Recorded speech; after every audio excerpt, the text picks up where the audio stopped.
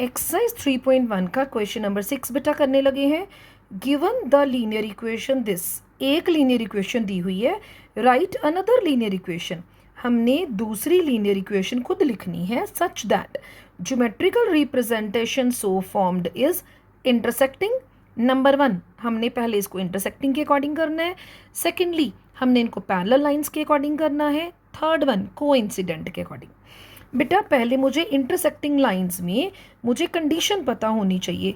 इसमें क्या होता है, a1/a2 not equal b1/b2, both one are not same.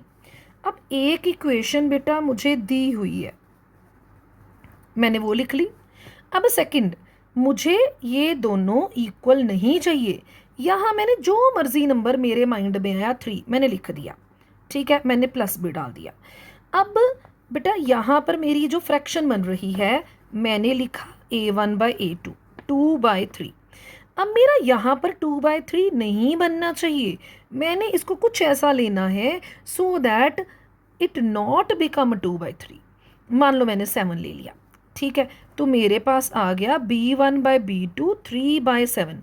अब देखो दोनों सेम नहीं है ना, मैं 7 की बजाय यहाँ 5 भी ले सकती हूँ, मैं यहाँ पर 1 भी ले सकती हूँ, सो दैट ये दोनों सेम नहीं आने चाहिए। अब जो कांस्टेंट टर्म है, जो हमारी चॉइस है वो ले लें, कोई फ़र्क नहीं। This is our second equation. अगर मैं चाहूँ दो ऑल्टरनेटिव इक्वेशंस और बताती हूँ। जैसे यहाँ पर 2x है, मैंने अगली ये गिवन वाली इक्वेशन ली, ठीक है, मैंने यहाँ पर मान लो x लिया, तो मेरे पास a1/a2 जो आया 2/1। अब मुझे यहाँ पर 2/1 नहीं बनाना, मैंने क्या किया, इसको ले लिया 5y, b1/b2 मेरे पास आया 3/5। Both are not same, that's why मैं ये वाली लाइन भी ले सकती हूँ, कांस्टेंट जो मर्जी ले लो, ठीक है, चाहे मैं इसको कंसिडर करूं चाहे मैं इसको कंसिडर करूं, दोनों ही इक्वेशंस मेरी ट्रू हैं फॉर इंटरसेक्टिंग लाइंस, ठीक है। अब बेटा हम सेकंड करने लगे हैं पैरेलल लाइंस। इसकी कंडीशन क्या होती है बेटा, a1/a2 इक्वल आता है b1/b2 के, नॉट इक्वल आता है c1/c2 के। First two are same but last one is not same. अब जो मेरे पास बेटा इक्वेशन गिवन थी, मैंने पहले वो लिख ली, ठीक है। अब जैसे मैंने इसको मान लो ले लिया 4x, मेरे पास a1/a2 2/4 बना, मैंने कटिंग की 1/2, ठीक है, मतलब जो ऊपर नंबर था उसका डबल मैंने नीचे लिया, तो मेरे पास 1/2 आया। अब मुझे पहले दोनों जो रेशियोज हैं वो सेम चाहिए। अब मैं यहाँ पर 3 का डबल यहाँ पर 6 ले लेती हूँ, ठीक है, दैट्स वाई मैंने b1/b2 निकाला 3/6, इनकी कटिंग की 1/2, दोनों सेम आ गए ना बेटा, ठीक है, मुझे यही दोनों सेम चाहिए थे।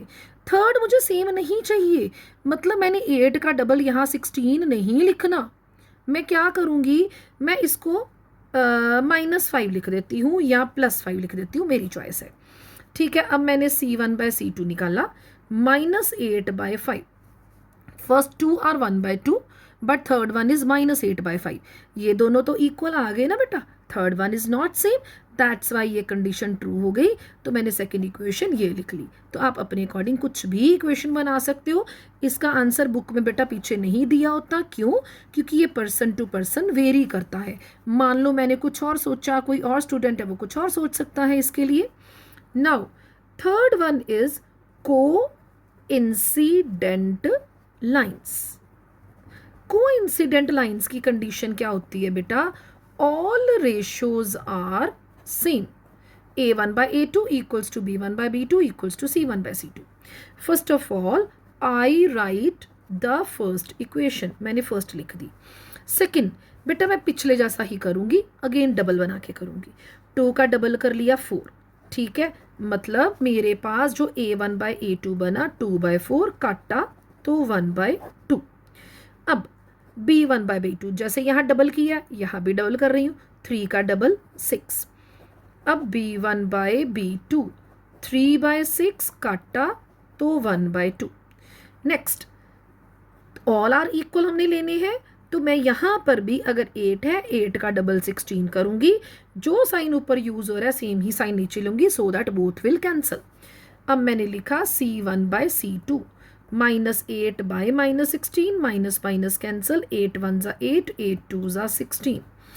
फर्स्ट रेशो बेटा A1/A2 भी 1/2 आ गई, B1/B2 भी 1/2, C1/C2 भी 1/2, ऑल आर सेम।